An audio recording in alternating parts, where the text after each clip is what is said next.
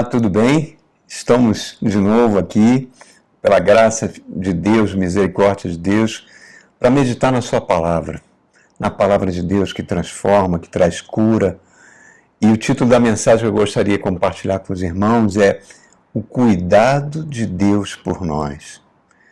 E eu gostaria de usar o livro de Atos. O livro de Atos é um livro do ministério do Espírito Santo, né? A partir do capítulo 12, nós vamos pegar algumas passagens.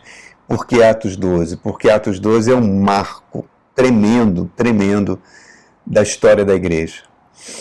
Então, vamos começar, né? A primeira coisa que eu gostaria de dizer para você, que você guardasse no seu coração, é que a última palavra sobre a sua vida, quem dá é Deus. Nenhum poder, nem nenhum espírito maligno, nem o seu próprio ego, a sua própria natureza carnal, nem o mundo, nada pode mudar o propósito que Deus tem para você. Nada. Você pode estar debaixo de uma intensa luta, você pode estar passando por perseguição, por solidão, por doença, enfim. É Deus que decide o que vai acontecer conosco, irmãos. Tudo está nas mãos amorosas dele, porque nós fomos comprados pelo sangue de Jesus. E esse livro de Atos, ele é tão lindo, né? Ele traz o surgimento da igreja do Cristo, a igreja que vai reinar com Jesus. O Espírito Santo vem ali no dia de Pentecostes e começa a formar a igreja do Senhor Jesus. E esse texto que nós vamos ler em Atos 12 revela as forças do mundo, o diabo, o poder mundano, o poder religioso se unindo. Olha só, poder político e poder religioso, quando se unem, sempre traz muito sofrimento, muita desgraça, irmão, sempre, desde o início da igreja, com o objetivo de destruir a igreja. E a mesma coisa acontece na vida individualmente, assim como acontece com a igreja, acontece individualmente conosco. Mas Deus diz não. Nós pertencemos ao Senhor. Jesus falou: toda a autoridade do mundo, do universo está nas minhas mãos. Então eu não sei qual é a sua situação.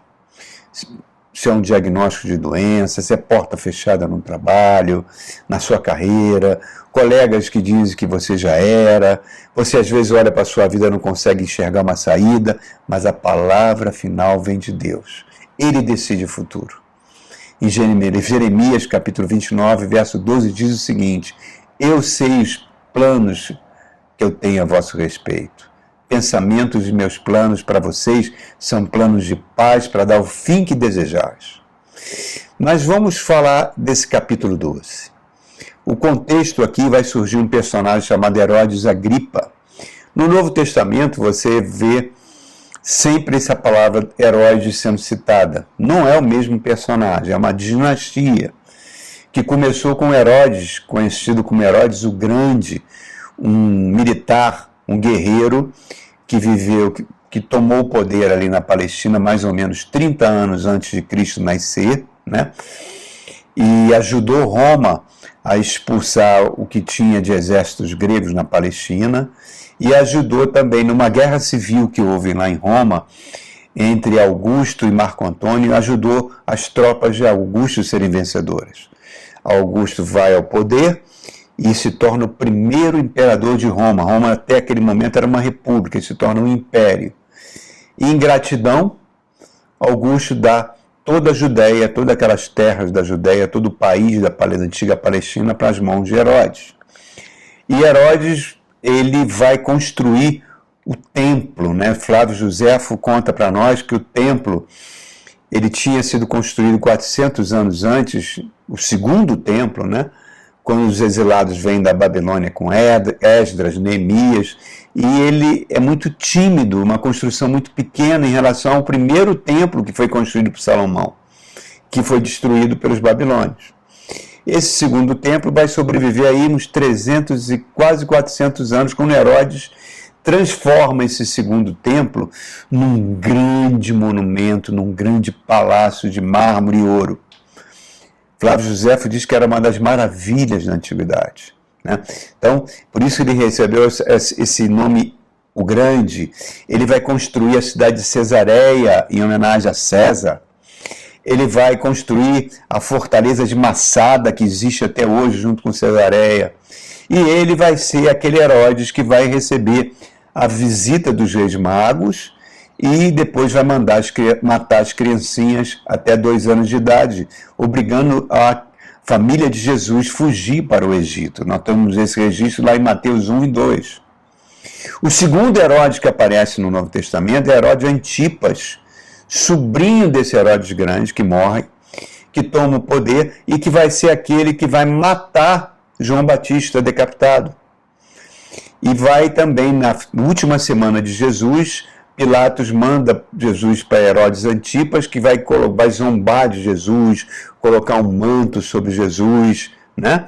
Esse é o segundo personagem. O terceiro personagem, que é o que aparece em Atos 12, é Herodes Agripa I. Herodes Agripa I, ele é neto de Herodes o Grande, e ele foi enviado para Roma para ter toda a sua educação, toda a sua formação política nas cortes de Roma.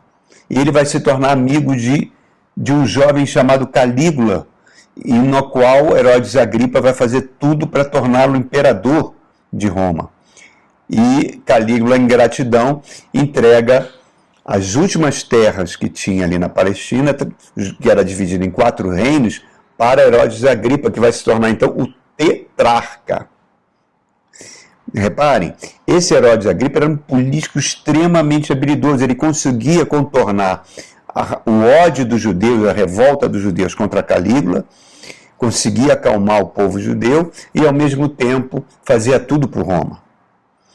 E quando a igreja começa a criar um movimento, depois que Jesus Cristo morre, ressuscita e o Espírito Santo desce, Atos 1, 2, 3 e 4, nós vamos vendo a história da igreja crescendo e acontece o primeiro martírio de Estevão, capítulo 7, capítulo 8 de Atos. É Herodes Agripa que está no poder, né? E esse Herodes Agripa vai, logo depois, Flávio Calígula é morto pela sua guarda, e Herodes Agripa vai tramar lá em Roma para que o tio de Calígula, Cláudio, se torne o imperador de Roma, e Cláudio também começa a ter grande união, grandes benesses para com Herodes Agripa. Então esse personagem é que está aqui em Atos 12. Político habilidoso, e nós vamos ver que é um político extremamente cruel. Vamos ver aqui então os 3 primeiros versos de Atos 12, para a gente entender. Fala assim: nessa ocasião, o rei Herodes, que é Herodes Agripa, prendeu alguns que pertenciam à igreja com a intenção de maltratá-los, e mandou matar à espada Tiago, irmão de João. Vendo que isso agradava aos judeus, prosseguiu, prendendo também a Pedro durante a festa dos pães sem fermento, a Páscoa judaica. Tendo prendido, lançou-o no cárcere, entregando para ser guardado por 4 escoltas de 4 soldados cada uma. Herodes pretendia submetê-lo a julgamento público depois da Páscoa. Então, reparem, esse personagem vai ser um tipo de anticristo. Ele vai querer fazer tudo para destruir a igreja. Ele já tinha praticamente... O primeiro mártir da igreja, Estevão, morto apedrejado pelos judeus, Herodes Agripa não move uma palha para responsabilizar os assassinos. E logo em seguida ele autoriza uma perseguição terrível com a igreja e vai matar o primeiro apóstolo, Tiago, irmão de João, que era um dos 3 apóstolos mais próximos de Jesus, Pedro, João e Tiago. Tiago, conhecido como Tiago Maior, né? Ele vai ser morto à espada. E ele começa então, e como ele percebeu que isso agradava os judeus ortodoxos, ele então autoriza uma verdadeira caça à liderança da igreja e prende Pedro para, logo depois da Páscoa, fazer um julgamento de cartas marcadas e condená-lo à morte por decapitação em Cesareia. Olha só. Reparem, Pedro, aqui no verso 4, está dizendo que ele está preso 2 soldados acorrentados a Pedro, 2 tomando conta, em turnos de 4 soldados cada, 24 horas por dia. Era impossível Pedro sair dessa situação vivo, impossível, completamente. né? Ele ia matar Pedro num espetáculo público em Cesareia. É uma situação dificílima, impossível de sair dela. Aos olhos humanos não há saída. É uma porta fechada. Uma porta fechada. Repare, irmãos, muitas vezes a gente passa por portas fechadas na vida. Talvez não tão grave como essa de Pedro, mas portas que são onde as pessoas dizem, acabou para você. Eu me lembro, permita fazer um testemunho paralelo com esse. Eu já contei em outras oportunidades, mas eu acho que reflete muito isso que está acontecendo aqui. Eu me lembro que eu tinha feito muitos cursos na Marinha em tecnologia, né? Em tecnologia de geoprocessamento, etc. E liderava um projeto da Marinha para produção de mapas digitais em 3 dimensões, etc. Enfim, foi um período assim de muito aprendizado tecnológico. De repente, por um motivo aqui que não vale a pena citar, a Marinha mudou o meu lugar. Eu estava prometido para ir fazer um doutorado em São Paulo, não consegui fazer, porque ela me mandou de volta para um navio, fiquei quase um ano embarcado, viajando bastante, e quando eu saí, a Marinha me mandou para a Escola Naval. A Escola Naval, ela tinha basicamente 2 grandes apoios. Um era parte do comando do corpo de aspirantes, né, onde preparava os aspirantes para a vida militar, para a carreira, e tinha a parte de ensino. Eu fui jogado na parte de ensino, mas num setor que estava desativado. Um setor que estava desativado há anos e que realmente tudo aquilo que eu aprendi não seria aplicado ali. E aquilo me deu uma tristeza muito grande, até que um colega da minha turma, que era oficial, chegou para mim e falou, olha, Wagner, aqui nesse lugar que te colocaram é uma verdadeira sepultura, acabou tua carreira aqui, tu vai ficar anos aí até passar para a reserva. Acabou para você. E ele estava falando a verdade, ele não estava mentindo. Aquilo me deu uma tristeza grande. Mas vamos falando à medida que a gente continua aqui nesse assunto do Atos 12. Então, Herodes Agripa I tipifica isso. Tipifica as prisões que Satanás muitas vezes nos coloca. As prisões que muitas vezes Satanás coloca os cristãos. Ou com vícios, ou fazendo ter hábitos de gastar muito mais do que ganha, se endividando todo, ou envolvendo pessoas, de repente, numa situação de adultério para destruir a família, ou criando hábitos malignos que deveriam ter sido erradicados, como mentira, fofoca, inveja. Quer dizer, as pessoas vão ficando nessa prisão que o próprio diabo coloca. Mas vamos tirar algumas lições aqui de Atos 12. Olha o verso 5. O verso 5 dizia o seguinte: Pedro então ficou detido na prisão, mas a igreja orava intensamente a Deus por ele. Pedro estava no cárcere. Primeira lição: Deus sempre nos guarda. Às vezes, Ele permite até que a gente vá para um cárcere para ser guardado. Muitas vezes a gente acha que nosso ambiente de trabalho, nossos relacionamentos são verdadeiros cárceres, com pessoas difíceis, portas fechadas, né?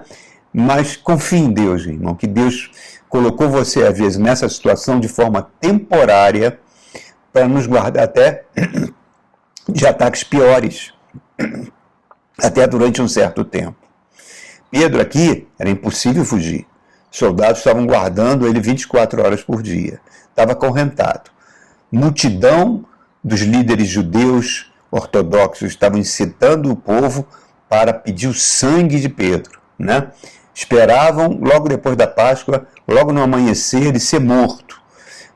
Agora reparem, se Pedro sai daquela prisão, a cabeça do povo estava feita já pelos sacerdotes, ele seria morto tranquilamente pela turba enfurecida. Então, de uma maneira ou de outra, ele está protegido naquele cárcere, naqueles dias. Está protegido, está sob proteção. Os guardas estão ali cuidando dele, ninguém vai entrar para matar ele. E isso tem tudo a ver com Romanos 8, verso 28, diz que todas as coisas cooperam para o bem daqueles que amam a Deus. Se tem algo dando errado na sua vida, confie, irmãos. Confie que Deus está guardando você, que você vai aprender muitas lições preciosas, porque Deus é especialista em resolver situações impossíveis. Nesse verso 5 vem a segunda lição. Diz: a igreja orava incessantemente a favor de Pedro a Deus. Olha que coisa linda. Oração é sobrenatural, irmãos. É sobrenatural. Ela liga os nossos joelhos ao trono de Deus, graças ao sangue de Cristo. Reparem, a igreja estava orando não para cumprir a vontade deles, né? Eles estavam preparados para aceitar tudo, porque já tinham visto Estevão ser apedrejado, já tinham visto Tiago ser morto à espada, tiveram que fugir de Jerusalém para Samaria e para a Judéia por causa de uma grande perseguição. Então, eles sabiam que toda a autoridade estava nas mãos de Jesus Cristo, então eles confiavam, né? E oravam incessantemente a Deus a favor deles. Paulo fala para a gente orar em 1 Tessalonicenses capítulo 5, orai sem cessar. Muitos cristãos às vezes estão passando por situações difíceis, mas não oram. Não oram. Às vezes pede para terceiro orar por ele, ora por mim, quando ele tem autoridade para orar.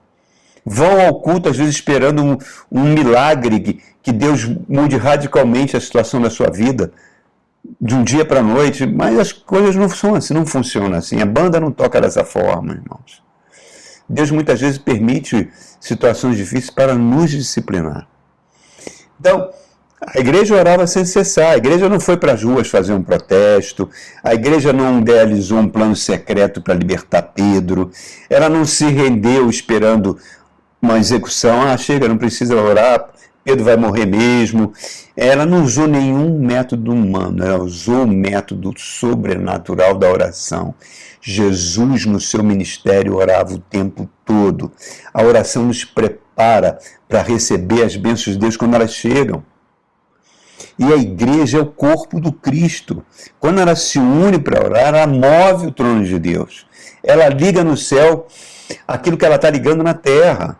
Nós vemos lá em Atos 4, quando os apóstolos foram presos e o anjo milagrosamente soltou todos eles, diz que a igreja estava orando e tremeu o chão onde eles estavam, irmãos. Então, é coisa fantástica. Deus interfere na história humana quando a igreja ora. Por isso que Hebreus fala que a gente deve congregar e orar sempre. Não orar só quando vêm provas difíceis na nossa vida, aprender a nos relacionarmos com Deus dia a dia. Porque o sangue de Jesus abriu esse acesso ao trono de Deus. Terceira lição, olha só, verso 6, olha que coisa fantástica, fala assim, ó. Na noite anterior ao dia que Herodes iria submetê-lo a julgamento, Pedro estava dormindo entre dois soldados, preso com duas algemas, e sentinelas montavam guarda à entrada do cárcere. Uma situação extremamente difícil. Eu pergunto a você, você conseguiria dormir sabendo que no dia seguinte você ia ser decapitado, irmãos? E ele dormia. Talvez na mente dele ele esteja se lembrando aquelas ondas querendo afundar o barquinho que eles estavam e Jesus dormindo tranquilamente na popa. Quando você confia em Deus, quando você tem tranquilidade em Deus, você tem uma fé madura que você descansa sabendo que Deus está cuidando de você. Acorrentado pelas mãos entre dois soldados, não podia se mover, mas dormia. Que coisa fantástica, irmãos. Paz no coração, dormindo. Quem confia em Deus, descansa. Descansa, irmãos. Não adianta a gente ficar apavorado, preocupado. Durma tranquilo. Evite pensamentos de culpa, porque a culpa é uma coisa destruidora da alma humana. Coloque teus problemas, tuas falhas, tuas dificuldades diante de Deus. Peça sabedoria. E Tiago diz na sua epístola que nós vamos receber de Deus sabedoria. Na quarta lição, olha aqui no verso 7, ele fala assim: repentinamente apareceu um anjo do Senhor, uma luz brilhou na cela. Ele tocou no lado de Pedro e acordou. Depressa, levanta-se, disse ele. Então as algemas caíram dos punhos de Pedro. Olha que coisa linda, que é uma promessa. Deus envia o seu anjo. Meu irmão, quantos livramentos você já teve por causa que os anjos do Senhor estavam te guardando e você nem sabia. Salmo 91 diz que eles seguram nas mãos dele, nós, para que a gente não tropece em alguma pedra. É uma linguagem figurada de proteção. Hebreus 1,14 diz que eles são ministros, espíritos ministradores para aqueles que vão herdar a salvação. Em suma, para a igreja, para você. Salmo 34,7 diz que ele acampa ao redor daqueles que temem a Deus e os livra. Então nós vivemos numa batalha espiritual. Satanás foi lançado à terra com 1/3 dos anjos que viraram demônios, bilhões de anjos atacando a igreja o tempo todo. Então nós precisamos dos anjos para nos ajudar. E Deus envia. Você não está só, irmão, nunca. Saiba que Deus sempre vai enviar anjos para te ajudar. E ainda nessa lição vem a 5ª lição. Diz que uma luz entrou na cela. Olha que coisa linda. Deus sempre vai te dar luz. Vai te dar uma intuição, um insight. Você está numa situação onde você não vê saída, parece um toque de Deus. Vem na tua mente e abre a tua mente, né? Jesus falou em João 12, eu sou a luz do mundo, aquele que me segue não anda em trevas. Então, deixa eu voltar àquela situação, fazendo um paralelo. Lá na escola naval, naquela função, eu me lembro que uma das coisas que estava sob minha carga era um laboratório de línguas que tinha sido desativado há anos. Eu entrava naquele laboratório e tinha vontade de chorar, irmão. Tudo velho, era naquele tempo daquelas fitas rolo que nem se usavam mais. Mas aquilo, eu olhava para aquilo e vinha dentro de mim. Por que você não usa esse laboratório para aprender inglês na hora do almoço? Aproveite o tempo aqui para aprender. Eu falei, mas para que eu vou aprender, melhorar meu inglês? Estou esquecido aqui. Enfim, mas aquilo vinha, era um impulso incontrolável. E eu resolvi fazer isso. Eu botava os fones de ouvido, pegava as apostilas, ia fazendo as lições. Às vezes vinha em fita cassete. Eu saltava ali no metrô da Tijuca, onde eu morava. Pegava o metrô do centro da cidade até a Tijuca, eu vinha ouvindo as fitas também. Então eu fui ouvindo o tempo todo aquelas fitas, fazendo os exercícios. Por que eu fazia isso? Eu não sabia explicar, mas era o Espírito Santo já agindo, irmãos. Uma compulsão, algo assim impressionante. Mas voltando agora a Pedro. O anjo toca em Pedro, Pedro acorda, tem um ânimo, é aquele toque que fortalece, que nos restaura. É aquelas ocasiões que a gente está tão anestesiado, de tanto apanhar, queremos resolver os problemas com nossas próprias mãos e nada acontece, e Deus vem com um toquezinho, com uma intuiçãozinha, coloca as coisas no devido lugar. Ele usa quem ele quer, usa anjos, usa até pessoas incrédulas. O que a gente precisa é ser sensível à voz de Deus, orar o tempo todo, para poder estar conectado com o Espírito Santo e receber essas insights. 6ª lição, ainda no verso 7, o anjo fala, Pedro, desperta, levanta. Reparem, o anjo dá 2 ordens a Pedro. E Pedro cumpre. E na hora que ele cumpre, as algemas caem. Ele se liberta dos 2 guardas, eles não estão dormindo, né? Mas ele teve que levantar. Ele teve que agir. Oração, orar e ação, 2 palavras. É você ora e depois age na fé. É Jesus falando para o paralítico, toma o teu leito e anda. Você precisa fazer a sua parte para que o sobrenatural de Deus aconteça. A atitude de fé fez que as algemas caíssem. Cristãos muitas vezes não são libertos porque não estão dispostos a fazer o mínimo para a sua libertação. Preferem os grilhões de Satanás. Não dizem não para muitas tentações. E se você nasceu de novo, o Espírito Santo está ali trabalhando na sua mente para te libertar desses grilhões que atrasam a vida espiritual. Então, aí no verso 8, o anjo dá mais ordem para ele. Ó, repare só. Vista-se e calce as sandálias, e Pedro assim fez. Disse ainda o anjo, põe a capa e me siga. Então, o anjo vai dando ordens para Pedro, e Pedro vai cumprindo. Vai se aprontando. Calce a sandália, lembra que a armadura de Deus, muitas vezes a gente precisa vestir a armadura de Deus, a força, o poder de Deus atuar em nós. As sandálias do Evangelho, a espada do Espírito, que é a palavra de Deus, a gente precisa da palavra, a gente precisa da oração, a gente não pode sair de um cativeiro sem a armadura de Deus, irmãos. Jesus fala que a gente sair e não encher a casa, quer dizer, não encher o nosso espírito de comunhão com Deus, de oração, pode vir demônios, 7 demônios piores e tornar a vida pior. Então, temos que nos preparar. Quando Jesus chega e faz o primeiro milagre, ele vira para as pessoas lá em Cafarnaum e fala, ó, enche as talhas d'água. Eram 6 talhas, cada talha com 200 litros, 1.200 litros, não tinha torneira, tiveram que pegar do poço com um baldinho, para depois encher aquelas 6 talhas de água, para aí só depois que ele transformou a água em vinho. Então temos que fazer a nossa parte, para que o milagre aconteça. No verso 9, olha o que está acontecendo aqui, ó. E saindo Pedro seguiu o anjo, não sabendo que aquilo era real. O que fazia por meio do anjo, tudo para ele parecia uma visão. Ele achava até que estava sonhando, ou uma visão. Então reparem, que coisa fantástica. Ele seguiu o anjo pela fé. Seguiu. Aquilo que eu fiz na escola naval, comecei a ouvir, e o que eu estava fazendo? Eu estava enchendo as talhas de água com aquele inglês que eu estava aprendendo ali. No momento certo, aquilo iria ser transformado em vinho. Aí vemos para mais uma lição, a 8ª, olha o verso 10. Diz assim, passaram a primeira e a segunda guarda, chegaram ao portão de ferro que dava para a cidade, este se abriu por si mesmo para eles, passaram.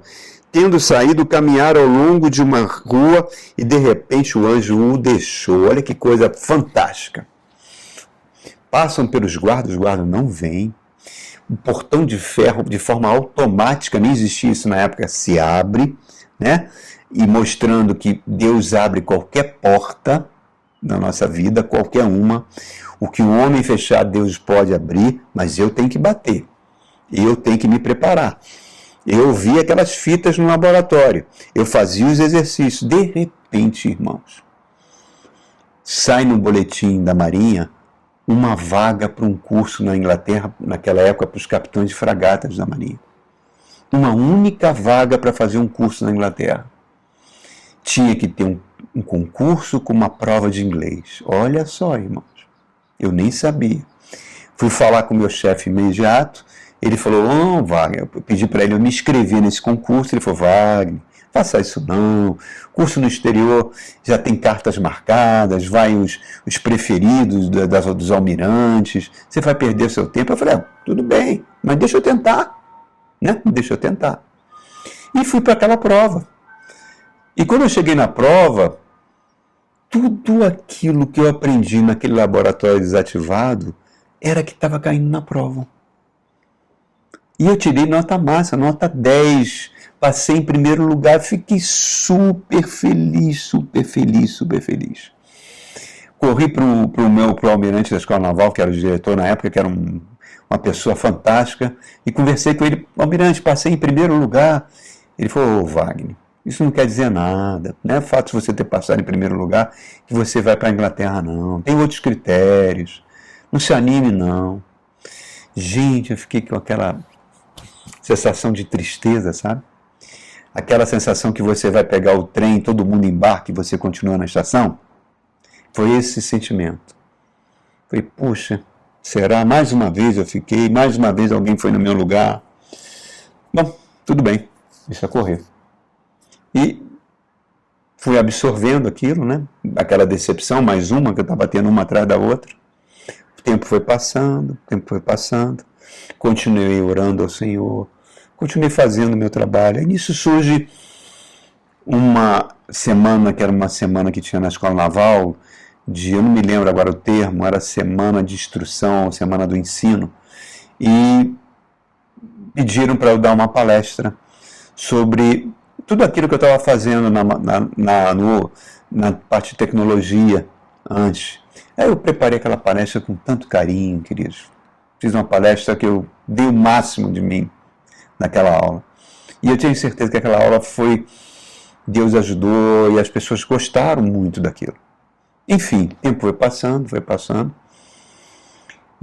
4 meses depois, eu já tinha esquecido totalmente. O assistente do almirante passa por mim no corredor e fala, comandante Wagner, chegou à sua portaria para ir para a Inglaterra. Gente, quando eu recebi aquela notícia, é que nem Pedro, parecia uma visão, parecia um sonho. É o Salmo 126, quando o Senhor mudou a sorte de Sião, a nossa boca se encheu de riso. Eu não conseguia parar de rir, meus irmãos. Eu estava tão feliz. Eu me lembro que eu corri, procurei um lugar, tinha uma capela ecumênica na escola naval, eu fardado, fechei a porta da capela, me joguei no chão da capela chorando, agradecendo a Deus. Fui fazer a foto do passaporte para a Inglaterra, eu não conseguia parar de rir. A fotógrafa fala, por favor, senhor, se eu tenho que parar de rir, senão a foto não vai sair direito. De tão inacreditável aquilo aconteceu. Coisa que eu não esperava mais, Deus abriu a porta. É assim que o Senhor age, irmãos. E o que eu acho lindo, repare, nós vamos ver aqui, ó, Herodes Agripa estava esperando o momento para matar Pedro, para ser elogiado pelos judeus, né? E até pelos romanos, que não queriam problema. Deus o libertou. E se você continuar lendo o livro, Herodes fica com tanto ódio, ele manda buscar Pedro, quando os guardas chegam, cadê Pedro? Fugiu, sumiu, ninguém sabia. Ele fica com tanto ódio, manda abrir uma investigação e mata por decapitação. Era assim que os soldados eram mortos, quando eles falhavam no seu dever. 32 soldados que guardavam Pedro. Lembra do carcereiro de Filipos, quando tem um terremoto e as células dos prisioneiros se abrem e quer cometer suicídio, porque ele sabia que o suicídio seria menos doloroso do que uma tortura por flagelação, por não ter cumprido o seu governo. Ele seria chicoteado e decapitado. Então ele preferia cometer suicídio. Paulo fala, não faça isso. Reparem, irmãos, não havia possibilidade. Tanto é que Pedro sai e se dirige onde a igreja estava reunida, que era na casa do evangelista Marcos, né? De João Marcos, bate na porta, a empregada abre a porta, Rode, o nome dela, olha para Pedro, Pedro fala, abre a porta, ela fica tão assustada, dá um grito de alegria, não abre a porta, avisa a pessoa, Pedro está aí fora, o povo da igreja, não, você está louca, mulher? Não, deve ser o anjo da guarda dele, não, ele não está aí fora, ele está preso, vai morrer amanhã. Ele está aqui na porta, aí abre a porta, Pedro entra no maior silêncio, fala, olha, avisa Tiago, mas não é o Tiago, irmão de Jesus, perdão, não é o Tiago, irmão de João, o apóstolo, mas é o outro Tiago, filho de Maria e José, meio-irmão de Jesus Cristo, que não acreditava que Jesus era Deus. E quando Jesus ressuscita, aparece para ele, ele se converte, era um homem santo e vai ser o chefe da primeira igreja de Jerusalém. Vai aparecer lá em Atos 15, no primeiro concílio de Jerusalém. Flávio Joséfo disse que esse Tiago, irmão de Jesus, vai ser morto no ano 62, que os judeus vão lançar ele lá do cima do templo, 8 anos antes de Jerusalém ser destruída e o país ser destruído pelos romanos. E nunca mais os judeus perseguiram a igreja. Reparem, olha aqui o verso 11, quando Pedro sai pela rua, vendo esse livramento que o anjo deu, olha o que ele fala. Então Pedro caiu em si e disse, agora eu sei, sem nenhuma dúvida, que o Senhor enviou o seu anjo e me libertou das mãos de Herodes e de tudo que o povo judeu esperava. É isso aí, irmãos. É incrível mesmo. Pedro reconhece, não foi o anjo que me libertou, foi o Senhor que me libertou. Ele usou um anjo, mas quem mandou, quem deu a ordem, quem faz acontecer na nossa vida é o Senhor. O anjo só obedeceu, sempre é o Senhor. Sempre é o Senhor. E eu acho tão lindo isso, irmãos. Que primeiro de Pedro fala na sua carta, primeira de Pedro que ele escreveu poucos anos antes da sua morte, lá por volta do ano 68, 69 da nossa era, quando Nero manda perseguir e matar a igreja em Roma, porque Pedro já estava em Roma, ele é crucificado de cabeça para baixo. Ele escreve na primeira carta de Pedro, capítulo 5, lance toda a sua ansiedade, toda os seus problemas aos pés do Senhor, porque Ele tem cuidado de vós. É lindo demais. Se você continuar lendo Atos 12, Herodes, com esse ódio todo, ele se dirige lá para uma audiência pública, e o povo ali de Sidom, aquela região do Líbano, tinha uma questão com ele, precisava de um empréstimo financeiro, precisava das terras que pertenciam a Herodes Agripa para poder plantar, etc. Uma situação qualquer. Pede uma audiência, Herodes veste os seus trajes de gala, e Flávio Josefo conta no seu livro A História dos Judeus que o sol batia e refletia, e o povo começou a ver ele brilhando, é um Deus, e ele se encheu, né, todo, é um pavão, e não glorificou a Deus, e Deus manda o segundo anjo matar ele naquela hora. Ele é morto naquela hora, e o corpo dele entrou num estado de putrefação tão rápido que os vermes começaram a comer ele, porque ele não deu glória a Deus, achava que a glória era dele. E esse capítulo de 12 termina, sabe como, irmãos? Logo depois da morte de Herodes, olha só o verso 24. Entretanto, a palavra de Deus continuava a crescer e a se espalhar. E aí, tendo terminado a sua missão, Barnabé e Saulo voltaram de Jerusalém, levando consigo João, também chamado Marcos. E vão começar as viagens missionárias do apóstolo Paulo, que vai levar o evangelho por toda a Ásia Menor e por toda a Europa, e chegou até nós.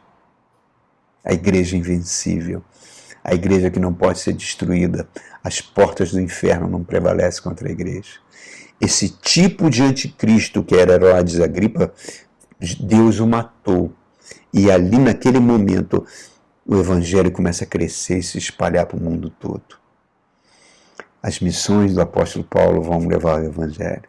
Oh, irmãos, nós vamos ter lá no ano 69, Nero louco, martirizando a igreja, e a igreja não parava de crescer mesmo com o martírio. A igreja, sabe aquele sonho que Nabucodonosor teve em Daniel 2, quando ele vê uma estátua gigantesca, cabeça de ouro, que Daniel diz para ele que era o reinado da Babilônia, embaixo, peito de prata, que era o reinado da Média e da Pérsia, depois o ventre de bronze, que era o reinado de Alexandre o Grande da Grécia, e depois pernas de ferro misturado com barro, o Império Romano, e depois vi uma pedra não cortada por seres humanos que ia crescendo, e derrubava esses impérios todos, e essa pedra era o reino que não terá fim, o reino que Jesus Cristo, nosso Senhor e Salvador, inaugurou, e que a igreja faz parte. Tem coisa melhor no mundo, irmão, nada é mais importante nesse mundo. A gente todo dia ouve políticos envolvidos com crime, com comando vermelho, bancada evangélica, desculpe, toda hora eu falo sobre isso, porque é uma coisa que me incomoda muito, envolvida com corrupção política, centrão, essas coisas horrorosas que a gente vê. Tudo isso vai passar, irmãos. O que importa é a eternidade, a vida eterna. É a igreja, é o evangelho. Então, por isso, irmão, faça parte desse corpo de Cristo. Se reconcilie com Deus hoje, por meio de Jesus Cristo, para você ter a sua vida eterna sempre na presença do Senhor. Amém? Que Deus te abençoe ricamente e até o nosso próximo encontro.